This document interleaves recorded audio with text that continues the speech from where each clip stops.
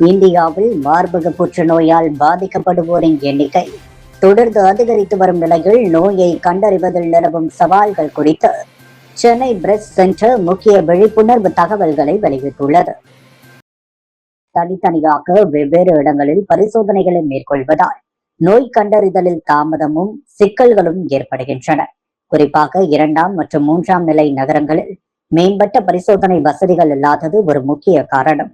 இது குறித்து மையத்தின் முதுநிலை அறுவை சிகிச்சை நிபுணர் டாக்டர் செல்வி ராதாகிருஷ்ணா கூறுகையில், மருத்துவரின் நேரடி பரிசோதனை, ஸ்கேனிங் மற்றும் திசு பரிசோதனை ஆகிய மூன்றும் ஒரே கூரையின் கீழ் வழங்கப்படுவதன் மூலமே துல்லியமான மற்றும் விரைவான நோய் கண்டறிதலை சாத்தியமாக்க முடியும்.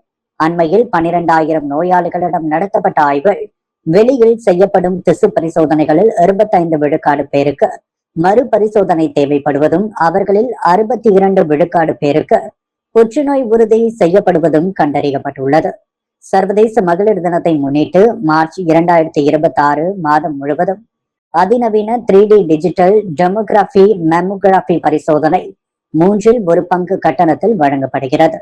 புதுச்சேரி, கடலூர், விழுப்புரம், சிதம்பரம் மற்றும் திண்டிவனம் பகுதி மக்கள் இலவச மருத்துவ பரிசோதனைகளை பெற 9940049034 என்ற பிரத்யேக உதவி எண்ணை சென்னை பிரஸ்ட் சென்டர் அறிமுகப்படுத்தியுள்ளது. பிளாஸ்டிக் மற்றும் புனரமைப்பு அறுவை சிகிச்சை நிபுணர் டாக்டர் வெங்கட் ராமகிருஷ்ணன் பேசுகையில், இந்தியாவில் மார்பக புற்றுநோயால் பாதிக்கப்படுவோரின் எண்ணிக்கை 1 லட்சத்தை தாண்டியுள்ளதாகவும், இதில் 55% பேர் பெண்கள் என்றும் குறிப்பிட்டார். விழிப்புணர்வு இன்மை காரணமாக பலர் மார்பகத்தை முழுமையாக அகற்ற வேண்டிய நிலைக்கு தள்ளப்படுகின்றனர். ஆனால் ஆரம்பத்திலேயே கண்டறிந்தால் மார்பகத்தை பாதுகாக்கலாம். மார்பகத்தை அகற்றும் போதே நோயாளியின் சொந்த திசுக்கள் அல்லது சிலிகான் இம்ப்ளான்ட்கள் மூலம் மார்பக புனரமைப்பு செய்ய முடியும். இந்த நவீன சிகிச்சையின் வெற்றி விகிதம் 99% ஆகும். சிகிச்சை முடிந்து குணமடைந்த பிறகான வாழ்க்கை முறையை மேம்படுத்த ஹகுனா மடாடா என்ற பெயரில் ஒரு தன்னார்வ சேவையை இந்த மையம் நிறுவியுள்ளது. இது புற்றுநோயிலிருந்து மீண்டவர்களுக்கு உணவு ரீதியான ஆதரவையும் துல்லியமான தகவல்களையும் வழங்கி அவர்களின் நீண்டகால நல்வாழ்வை உறுதி செய்கிறது. தமிழ்நாட்டின் மிகவும் வறட்சியான மாவட்டமாக கருதப்படும் ராமநாதபுரம் மாவட்டத்தில் 54 கிலோமீட்டர் நீளமுள்ள நாராயணன் காவிரி கால்வாயை புதுப்பித்து சுமார் 5 லட்சம் மக்களுக்கு பயனளிக்கும் மகத்தான பணியை மார்டின் குழுமம் சுமார் 50 லட்சம் ரூபாய் செலவில் மேற்கொண்டு நிறைவு செய்துள்ளது. இந்த திட்டத்தின் பயன்களை பொதுமக்களுக்கு அர்ப்பணிக்கும் விழா பசும்பொன்கமதி ஊராட்சி மார்னிங் ஸ்டார் கலை மற்றும் அறிவியல் கல்லூரியில் நடைபெற்றது. விழாவின் துவக்கமாக கல்லூரி மாணவர்கள் கரகாட்டம், வெயிலாட்டம், கோலாட்டம், சிலம்பாட்டம், பறையாட்டம் உள்ளிட்ட பாரம்பரிய கலை நிகழ்ச்சிகளின் மூலம் சிறப்பான வரவேற்பு அளித்தனர். தொடர்ந்து இறை வாழ்த்து மற்றும் தமிழ்தாய் வாழ்த்து பாடப்பட்டு நிகழ்ச்சி துவங்கியது. இந்த நிகழ்ச்சிகள் மார்டின் அறக்கட்டளையின் நிர்வாக அரங்காவலர் லீமா ரோஸ் மார்டின், லட்சிய ஜனநாயக கட்சியின் தலைவர் ஜோஸ் சார்லஸ் மார்டின், மெகா அறக்கட்டளையின் நிறுவனர் நிமல் கராகவன், APJ அப்துல் கலாம் சர்வதேச அறக்கட்டளையின் கலாம் வீடு இணை நிறுவனர் ஷேக் சலீம், மாவட்ட விவசாய சங்க செயலாளர் முத்துராமலிங்கம், நடிகர் மற்றும் AMT அறக்கட்டளை சார்பில் அருண்மொழி தேவன், பருதி நலம் அறக்கட்டளை நிறுவனர் நாகேந்திர சேதுபதி ராஜா, மார்னிங் ஸ்டார் கல்லூரி சார்பில் அல்போன்ஸ் பாத்திமா, சமூகம் மற்றும் தமிழ் தேசிய ஆர்வலர் நெருப்பு தமிழர் நெல்லை ஜீவா, மார்னிங் ஸ்டார் பெண்கள் கல்லூரி முதல்வர் அமளி ஆரோக்கிய செல்வி, தமிழ்நாடு விவசாய சங்க மாவட்ட தலைவர் மற்றும் இயற்கை விவசாயி ராமர் உள்ளிட்டோர் கலந்து கொண்டனர். விழாவில் பேசிய லட்சிய ஜனநாயக கட்சியின் தலைவர் ஜோஸ் சார்லஸ் மார்டின் கூறும் பொழுது, தங்கள் முன்னோர்கள் காளையார் கோவில் பகுதியை சேர்ந்தவர். அப்போது ஏற்பட்ட பஞ்சத்தால் அவர்கள் பர்மாவுக்கு சென்று விவசாயம் செய்து வாழ்ந்தனர். பின்னர் ஏற்பட்ட பிரச்சனைகளால் தமிழர்கள் பலர் உயிரிழந்ததுடன் பலர் அகதிகளாக தமிழகம் திரும்பினர். சிலர் அந்தமான் தீவுகளுக்கும் சிலர் கோவை பகுதிக்கும் குடிபெயர்ந்தனர். இதற்கெல்லாம் முக்கிய காரணமாக இருந்தது தண்ணீர் பற்றாக்குறைதான். அதனால்தான் நாங்கள் சமூக பொறுப்பு நீதி மூலம் இந்த கால்வாயை தூர்வாரும் பணியை மேற்கொண்டோம். இது ஒரு துவக்கமே. நல்ல செயல்களை செய்வோருக்கு ஊக்கலம் அளிக்க வேண்டும் என்பதற்காக இந்த முயற்சியை செய்ததாக தெரிவித்தார். மேலும் புதுச்சேரியை சிங்கப்பூராக மாற்ற வேண்டும் என்பதே எங்கள் நோக்கம். இளைஞர்களுக்கு ஊக்கம் அளித்தவர் டாக்டர் APJ அப்துல் கலாம். அவர் ராமநாதபுரம் மண்ணில் பிறந்தவர். அதே போல் இந்த மண்ணிலிருந்து பல திறமையானவர்கள் உருவாகி வருகின்றனர். விவசாயத்தில் தொழில்நுட்பத்தை அதிகமாக பயன்படுத்த வேண்டும். இயற்கை விவசாயத்தை ஊக்குவிக்க வேண்டும். ராமநாதபுரம் மாவட்டத்தில் விவசாய வளர்ச்சிக்காக அனைவரும் இணைந்து முயற்சி செய்ய வேண்டும். மேலும் RS மங்கலம் கண்மாயை தூர்வார வேண்டும் என்ற கோரிக்கையும் முன்வைக்கப்பட்டுள்ளது. அந்த ஊருடன் எனக்கு குடும்ப உறவும் உள்ளது, அதையும் நிச்சயமாக செய்ய முயற்சி மேற்கொள்வோம் என்று பேசினார். புதுச்சேரி சட்டப்பேரவை தேர்தலை முன்னிட்டு நாம் தமிழர் கட்சியின் சார்பில் போட்டியிட உள்ள 28 தொகுதிகளுக்கான வேட்பாளர்களை அக்கட்சியின் தலைமை ஒருங்கிணைப்பாளர் சீமான் இன்று அறிமுகம் செய்து வைத்தார். புதுச்சேரி சட்டப்பேரவை தேர்தலை முன்னிட்டு நாம் தமிழர் கட்சியின் சார்பில் போட்டியிட உள்ள 28 தொகுதிகளுக்கான வேட்பாளர்களை அக்கட்சியின் தலைமை ஒருங்கிணைப்பாளர் சீமான் அறிமுகம் செய்து வைத்தார். கடந்த 21ஆம் தேதி திருச்சியில் தமிழகத்தின் 234 தொகுதிகளுக்கான வேட்பாளர்களை அறிமுகம் செய்ததை தொடர்ந்து இன்று புதுச்சேரியில் நடைபெற்ற கட்சி நிகழ்ச்சியில் 28 வேட்பாளர்களையும் சீமான் அறிமுகப்படுத்தினார். இதில் பாலின சமத்துவத்தை நிலைநாட்டும் வகையில் 14 பெண் வேட்பாளர்களையும் 14 ஆண் வேட்பாளர்களையும் ஒரே மேடையில் அவர் அறிமுகம் செய்து வைத்தார். வேட்பாளர்களை அறிமுகம் செய்து வைத்து பேசிய சீமான், நாங்க இந்த மண்ணை நேசிக்கிறோம், அதனாலதான் தனித்து நின்று ஆட்சியை பிடிப்போம் என்று தெரிவித்துள்ளார். மேலும் அங்கீகரிக்கப்பட்ட கட்சியாக வளர்ந்திருப்பது இந்திய தேர்தல் வரலாற்றிலேயே நாம் தமிழர் கட்சிதான் என பெருமிதம் தெரிவித்தார். எளிய மக்களின் வாழ்வாதாரத்தை உயர்த்தவும் மண்ணில் வளத்தை பாதுகாக்கவும் தூய அரசியல் கிளர்ச்சி அவசியம் என்பதை வலியுறுத்தினார். தமிழகமும் புதுச்சேரியும் திராவிட மற்றும் தேசிய கட்சிகளிடமிருந்து விடுதலை பெற வேண்டும் என்றார். இனம் ஒன்றாவோம், இலக்கை வென்றாவோம் என்ற முழக்கத்துடன் தமிழ் தேசிய இனத்தின் ஒற்றை நம்பிக்கையாக நாம் தமிழர் கட்சி திகழ்வதாக சீமான் தனது உரையில் குறிப்பிட்டார். பிள்ளையார்குப்பம் அருள்மிகு ஸ்ரீ கூத்தாண்டவர் கோவில் கும்பாபிஷேகம் சட்டமன்ற உறுப்பினர் சாய்ஜி சரவணகுமார் தலைமையில் வெகு சிறப்பான முறையில் நடைபெற்றது. புதுச்சேரி மாநிலத்தில் மிகவும் பிரசித்தி பெற்ற பரிகார ஸ்தலமாக விளங்கும் பிள்ளையார்குப்பம் அருள்மிகு ஸ்ரீ கூத்தாண்டவர் திருக்கோவில் கும்பாபிஷேக விழா சட்டமன்ற உறுப்பினர் சாய்ஜி சரவணகுமார் தலைமையில் நடைபெற்றது. இதை முன்னிட்டு நேற்று முன்தினம் யாகசால பூஜை நடைபெற்றது. இதில் விக்னேஸ்வர பூஜை, கோபூஜை, தனபூஜை, ஸ்ரீ கணபதி ஹோமம், ஸ்ரீ நவகிரக ஹோமம், லட்சுமி ஹோமம் ஆகிய நிகழ்ச்சிகளும், மாலை வாஸ்து ஹோமம், ரக்ஷா பந்தனம், கும்ப அலங்காரம் உள்ளிட்ட பல்வேறு யாகசாலை ஹோமங்கள் நடைபெற்ற நிலைகள் முக்கிய நிகழ்வாக பிரசித்தி பெற்ற 100 ஆண்டுகள் பழமை வாய்ந்த கூத்தாண்டவர் கோவிலில் காலை கடம் புறப்பாடு நடைபெற்று மகா பூர்ணாகுதி தீப ஆராதனை காண்பிக்கப்பட்டு விமான கோபுர கலசங்களுக்கு மகா கும்பாபிஷேக விழா சட்டமன்ற உறுப்பினர் சாய்ஜி சரவணகுமார் தலைமையில் வெகு சிறப்பாக நடைபெற்றது. சுற்றுவட்டார பகுதியை சார்ந்த ஆயிரக்கணக்கான பக்தர்கள் கலந்து கொண்டு சுவாமி தரிசனம் செய்தனர். தொடர்ந்து ஆலயம் சார்பாக விழாவில் கலந்து கொண்ட பக்தர்களுக்கு அறுசுவை அன்னதானம் வழங்கப்பட்டது. நிகழ்ச்சிக்கான ஏற்பாட்டினை கோவில் நிர்வாக அதிகாரி, திருப்பணி குழுவினர், பிள்ளையார்குப்பம் கிராம பொதுமக்கள் மற்றும் இளைஞர்கள் வெகு சிறப்பான முறையில் செய்திருந்தனர்.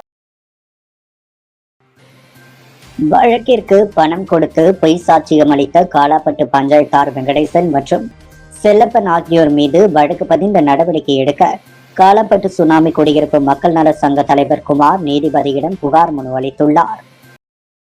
வழக்குகளுக்கு பணம் கொடுத்தது குறித்து 28/5/2024 அன்று தான் புதுச்சேரி கிழக்கு பகுதி காவல் கண்காணிப்பாளர், லஞ்சம் மற்றும் ஊழல் தடுப்பு பிரிவு கண்காணிப்பாளர் மற்றும் தலைமை செயலர், தலைமை ஊழல் கண்காணிப்பு அதிகாரி ஆகியோருக்கு புகார் அளித்ததாகவும், தனது புகார் மீது தற்பொழுது வரை யாரும் எந்த விசாரணையும் நடவடிக்கை எடுக்கப்படவில்லை. எனவே பொய் வழக்கு பதிவு செய்ய வழக்கிற்கு பணம் கொடுத்து நீதிமன்றத்தின் கூண்டில் ஏறி சாத்தியம் செய்து பொய் சாட்சியம் அளித்துள்ள கிராம பஞ்சாயத்து செயலாளர் வெங்கடேசன், பொருளாளர் செல்லப்பன் ஆகியோர் மீது வழக்கு பதிந்து நடவடிக்கை எடுக்க வேண்டும். தன் மீது போடப்பட்ட பொய் வழக்கால் நீதிமன்ற உத்தரவுப்படி காரைக்கால் மாவட்டத்திற்கு சென்று 21 நாட்கள் கண்டிஷன் பெயிலில் தங்கி கையெழுத்திட்டுள்ளேன். இதற்காக வழக்கு செலவு மற்றும் போக்குவரத்து செலவு என கடுமையாக பொருளாதார ரீதியாகவும் தொழில் நஷ்டம் மன ரீதியாகவும் பாதிக்கப்பட்டுள்ளேன். இந்த பொய் வழக்கை பதிவு செய்த SI அருள்மணி மற்றும் அதற்கு துணையாகி இருந்த SI இளங்கோ ஆகியோர் பதில் கூற வேண்டும். எனக்கு ஏற்பட்ட இழப்பிற்கு நஷ்ட ஈடு வழங்க வேண்டும். பொய் வழக்கை பதிவு செய்த SI மீது துறை ரீதியான கடுமையான நடவடிக்கை எடுக்க உத்தரவிட வேண்டும் என அந்த மனுவில் தெரிவித்துள்ளதாக கூறியுள்ளார். வில்லியனூர் கொம்பாக்கத்தில் 2,24,00,000 ரூபாய் மதிப்பிலான வளர்ச்சி பணிகளை எதிர்க்கட்சி தலைவர் சிவா துவக்கி வைத்தார். புதுச்சேரி வில்லியனூர் சட்டமன்ற தொகுதி புதுச்சேரி நகராட்சி கொம்பாக்கம் வார்டுக்கு உட்பட்ட செட்டிகுளம் மெயின் ரோடு வாய்க்கால் கல்வெட்டு மற்றும் சிவகிரி நகர் வாய்க்கால் கல்வெட் 24,99,000 ரூபாய் செலவில் அமைக்கும் பணி. திருப்பதி பாலாஜி நகர் கிருத்திகா அவென்யூ பகுதியில் உள்ள வீதிகளுக்கு 32,94,000 ரூபாய் செலவில் புதிய சாலை. துர்கா நகர் முதல் மெயின் ரோடு முழுவதும் உள்ள வீதிகளுக்கு 40 லட்சம் ரூபாய் செலவில் புதிய தார் சாலை. தெய்வ சிகாமணி வீதி, துர்கா நகர் 3, 6, 7வது குறுக்கு வீதிகளுக்கு 41,48,000 ரூபாய் செலவில் புதிய தார் சாலை. கும்பாக்கம் சட்டமன்ற உறுப்பினர் முகாம் அலுவலகம் 42,56,000 ரூபாய் செலவில் கட்டும் பணி. சிவகிரி 1, 2, 3, 4 குறுக்கு வீதிகள் மற்றும் ஸ்ருதி கார்டன் வீதிகளுக்கு 39,29,000 ரூபாய் செலவில் சாலை அமைக்கும் பணி என மொத்தம் 2,24,00,000 ரூபாய் மதிப்பிலான வளர்ச்சி பணிகளுக்கான பூமி பூஜை நிகழ்ச்சி இன்று காலை நடைபெற்றது. இதில் தொகுதி சட்டமன்ற உறுப்பினரும் எதிர்க்கட்சி தலைவருமான சிவா கலந்து கொண்டு சாலை உள்ளிட்ட வளர்ச்சி பணிகளை பூஜை செய்து துவக்கி வைத்தார். இந்த நிகழ்ச்சிகளில் பொதுப்பணித்துறை நீர்ப்பாசன கோட்ட செயற் பொறியாளர் ராஜ்குமார், உதவி பொறியாளர் மதிவாணன், இளநிலை பொறியாளர் ஷாம், சாலைகள் மற்றும் கட்டிடங்கள் மத்திய பிரிவு செயற்பொறியாளர் ஸ்ரீனிவாசன், இளநிலை பொறியாளர்கள் முருகன், சரவணன், முன்னாள் சட்டமன்ற உறுப்பினர் மூர்த்தி மற்றும் ஊர் முக்கியஸ்தர்கள் உள்ளிட்ட பலர் கலந்து கொண்டனர். புதுச்சேரி மாநிலங்களவை உறுப்பினர் செல்வகணபதி எம்பி பயனாளிகளுக்கு ஓய்வூதிய ஆணைகளை வழங்கினார். புதுச்சேரி மாநிலங்களவை உறுப்பினர் செல்வகணபதி பரிந்துரையின் பேரில் மகளிர் மற்றும் குழந்தைகள் நலத்துறை சார்பில் முதியோர், விதவை, ஆதரவற்றோருக்கான உதவித்தொகை வழங்கும் நிகழ்ச்சி நடைபெற்றது. புதுவை நாடாளுமன்ற தொகுதிக்குட்பட்ட பல்வேறு பகுதிகளைச் சேர்ந்த முதியோர், விதவை மற்றும் ஆதரவற்றோர் பலர் தங்களுக்கு அரசு உதவித்தொகை பெற்றுத் தருமாறு மாநிலங்களவை உறுப்பினர் செல்வகணபதியிடம் கோரிக்கை விடுத்திருந்தனர். இதைத் தொடர்ந்து அவரது பரிந்துரையின் அடிப்படையில் தேர்வு செய்யப்பட்ட 32 பயனாளிகளுக்கு ஓய்வூதிய ஆணைகள் வழங்கும் விழா நடைபெற்றது. செல்வகணபதி தனது அலுவலகத்தில் வைத்து இந்த ஆணைகளை வழங்கினார். இந்த நிகழ்வில் மகளிர் மற்றும் குழந்தைகள் நலத்துறை இயக்குநர், அதிகாரிகள், பாரதிய ஜனதா கட்சி லாஸ்பேட்டை தொகுதி தலைவர் பன்னீர்செல்வம் மற்றும் நிர்வாகிகள், பொதுமக்கள் கலந்து கொண்டனர். முத்தியால்பேட்டை மக்களுக்கு இலவசமாக ஆரோ வாட்டர் வழங்க கோரிக்கை வைத்த ராஜச்சந்திருவிடம் முதல்வர் ரங்கசாமி நடவடிக்கை எடுப்பதாக உறுதியளித்தார். புதுச்சேரி முத்தியால்பேட்டை ராஜச்சந்திரு அறக்கட்டளை சேர்ந்த ராஜச்சந்திரு அத்தொகுதியில் பல்வேறு மக்கள் பணிகளை செய்து வருகிறார். நிலையில் முத்தியால்பேட்டை பகுதியில் குடிநீர் பிரச்சனை தொடர்பாக முதல்வர் ரங்கசாமியை சந்தித்து பேசினார். அப்போது முத்தியால்பேட்டையில் குடிநீர் மிகவும் மோசமாக உள்ளது. அதே சமயம் அரசு குடிநீர் சுத்திகரிப்பு நிலையம் மூலம் வழங்கப்படும் சுத்திகரிக்கப்பட்ட குடிநீர் 20 லிட்டருக்கு 7 ரூபாய் கட்டணம் வசூலிக்கப்படுகிறது.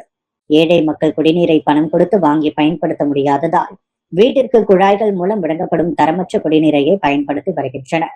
இதனால் சிறுநீரகம் செயலிழப்பு, தோல் நோய் உள்ளிட்ட பாதிப்புகளுக்கு ஆளாகி வருகின்றனர்.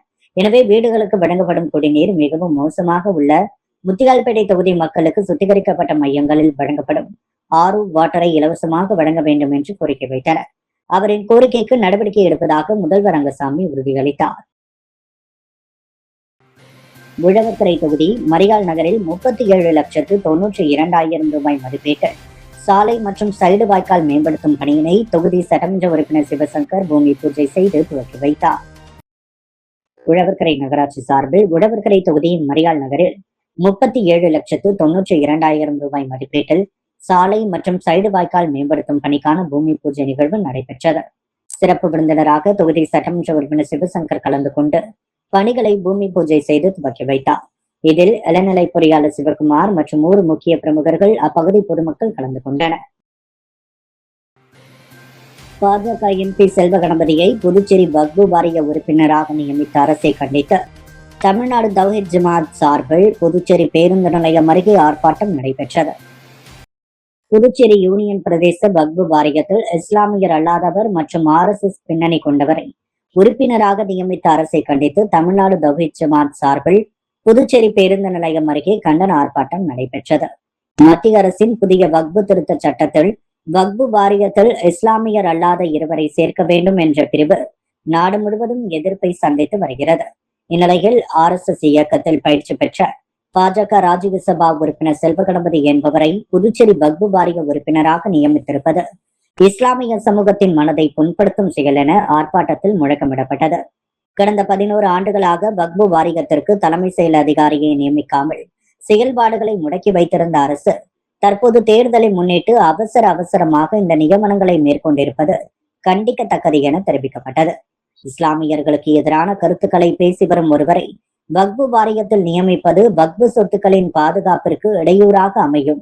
நடைபெற்ற இந்த ஆர்ப்பாட்டத்தில் ஆண்கள், பெண்கள், குழந்தைகள் என பெருந்திரளான மக்கள் கலந்து கொண்டு அரசுக்கு எதிராக கோஷங்களை எழுப்பினர். தமிழ்நாடு தவ்ஹீத் ஜமாத் மாநில பொதுச் செயலாளர் முஜிபுர் ரஹ்மான் கலந்து கொண்டு கண்டன உரையாற்றினார். புதுச்சேரி அரசு உடனடியாக இந்த நியமனத்தை திரும்ப பெற வேண்டும் என்றும் வாரியம் முறையாக செயல்பட நடவடிக்கை எடுக்க வேண்டும் என்றும் வலியுறுத்தினார். ஆர்ப்பாட்டத்தின் இறுதியாக மாவட்ட பொருளாளர் அபுபக்கர் நன்றி உரை வழங்கினார். உலக காதுகேள் தினத்தை முன்னிட்டு பொதுமக்களுக்கான விழிப்புணர்வு பேரணி கடற்கரை சாலையில் நடைபெற்றது. விநாயக மிஷன் ரிச்சஸ் பவுண்டேஷன் பல்கலைக்கழகத்தின் கீழ் செயல்படும் ஸ்கூல் ஆஃப் ரீஹபிலியேஷன் அண்ட் பிஹேவியரல் சயின்ஸின் ஆர்டியாலஜி துறை சார்பில் உலக காதுகேள் தினத்தை முன்னிட்டு பொதுமக்களுக்கான விழிப்புணர்வு பேரணி கடற்கரை சாலையில் நடைபெற்றது. உலக காதுகேள் தினம் ஒவ்வொரு ஆண்டும் மார்ச் 3ஆம் தேதி உலகம் முழுவதும் அனுசரிக்கப்படுகிறது. 2026ஆம் ஆண்டிற்கான கருப்பொருள் from communities to classrooms hearing care for all childrens என்பதாகும். இதன் முக்கிய நோக்கம் அனைத்து குழந்தைகளுக்கும் முழுமையான கேட்கும் திறன் பராமரிப்பு கிடைக்க வேண்டும் என்பதையாகும். இந்த நிகழ்ச்சிகள் doctor Arun Panik, director SRBS, professor ND Rajan, consultant SRBS, doctor Prajanabad, deputy director SRBS வழிகாட்டுதலிலும், இந்த நிகழ்ச்சியின் organizing secretary doctor Kalaiyarasan, assistant professor SRBS ஒருங்கிணைப்பாலும் சிறப்பாக நடைபெற்றது. இந்த விழிப்புணர்வு பேரணிகள் ஆடியாலஜி துறைகள் மாணவ மாணவிகள் ஆர்வத்துடன் கலந்து கொண்டனர். அவர்கள் காது சுகாதாரம், கேட்கும் திறன் குறைபாட்டினை தடுப்பது எப்படி, பச்சிளம் குழந்தைகளுக்கான காதுகேள் பரிசோதனையின் முக்கியத்துவம் குறித்து பொதுமக்களிடம் நாடகம், நடனம் வாயிலாக விழிப்புணர்வு ஏற்படுத்தினர். Act now so no child is left behind due to ear or hearing problem செய்தியையும் பொதுமக்களுக்கு எடுத்துரைத்தனர்.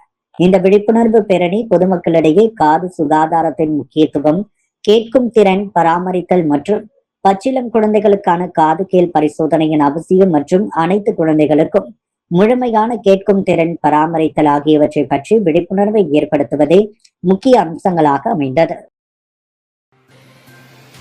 37ஆம் ஆண்டு மாசிமக வரவேற்பு நிகழ்ச்சி அருள்மிகு சுயம்பு ஸ்ரீ பொய்யாமொழி தீவனூர் விநாயகருக்கு சாரம் விஜய கணபதி ஆலயத்தில் கணபதி ஹோமம் மற்றும் 108 சங்க அபிஷேகம் மற்றும் மகா தீபாரதனை நடைபெற்றது. 37ஆம் ஆண்டு மாசிமக வரவேற்பு நிகழ்ச்சி அருள்மிகு சுயம்பு ஸ்ரீ பொய்யாமொழி தீவனூர் விநாயகருக்கு சாரம் விஜய கணபதி ஆலயத்தில் கணபதி ஹோமம் மற்றும் 108 சங்க அபிஷேகம் மகா தீபாரதனை நடைபெற்றது. பொய்யாமொழி விநாயகர் சிறப்பு அலங்காரத்தில் காட்சியளித்தார். மேலும் மறுநாள் காலை தீவனூர் விநாயகர் அபிஷேகம் மற்றும் ஆராதனை சிறப்பாக செய்யப்பட்டு வழி அனுப்பும் விழா நடைபெற்றது. விழாவில் விழாக்குழு தலைவர் ரவி பாஸ்கர், செயலாளர், துணை செயலாளர் முருகன், வேலவன், செயற்குழு உறுப்பினர்கள் சிவராமன், பன்னீர் மற்றும் ஊர் பொதுமக்கள் விழாவில் கலந்து கொண்டு விநாயகரை சிறப்பான முறையில் வழி அனுப்பி வைத்தனர். நாவர்குளம் அரசு ஆரம்ப பள்ளிகள் 46,10,000 ரூபாய் மதிப்பிலான வளர்ச்சி பணிகளை சட்டமன்ற உறுப்பினர் கல்யாண சுந்தரம் துவக்கி வைத்தார். புதுச்சேரி காலாப்பட்டு சட்டமன்ற தொகுதிக்குட்பட்ட நாவர்குளம் அரசு ஆரம்ப பள்ளிகள் மாணவர்களின் கல்வி வசதிகளை மேம்படுத்தும் வகைகள் வளர்ச்சி பணிகளுக்கான அடிக்கல் நாட்டு விழா நடைபெற்றது. நிகழ்ச்சியில் பாராளுமன்ற உறுப்பினர் செல்வகணபதி கலந்து கொண்டு 31,06,000 ரூபாய் மதிப்பில் மேற்கொள்ளப்படவுள்ள பணிகளுக்கு அடிக்கல் நாட்டினார். மேலும் காலாப்பட்டு சட்டமன்ற தொகுதி மேம்பாட்டு நிதியின் கீழ் 15,04,000 ரூபாய் மதிப்பில் மேற்கொள்ளப்படும் பணிகளையும் துவக்கி வைத்தார். இதன் மூலம் மொத்தம் 46,10,000 ரூபாய் மதிப்பில் பல்வேறு வசதிகள் மாணவர்களுக்காக ஏற்படுத்தப்பட உள்ளது. நிகழ்ச்சியில் காலாப்பட்டு தொகுதி சட்டமன்ற உறுப்பினர் கல்யாண சுந்தரம் முன்னிலை வகிக்க பள்ளிகள் கல்வி மற்றும் அடிப்படை வசதிகளை மேம்படுத்தும் நோக்கில் இந்த பணிகள் மேற்கொள்ளப்படுவதாக தெரிவித்தார். தொடர்ந்து மின்துறை சார்பில் புதிதாக அமைக்கப்பட்ட டிரான்ஸ்பார்மர்களையும் சட்டமன்ற உறுப்பினர் கல்யாண சுந்தரம் திறந்து வைத்தார். நிகழ்ச்சியில் கட்சி நிர்வாகிகள், உள்ளூர் பொதுமக்கள், பள்ளி ஆசிரியர்கள் உள்ளிட்டோர் கலந்து கொண்டு வளர்ச்சி பணிகள் துவங்கியதற்கு மகிழ்ச்சி தெரிவித்தனர்.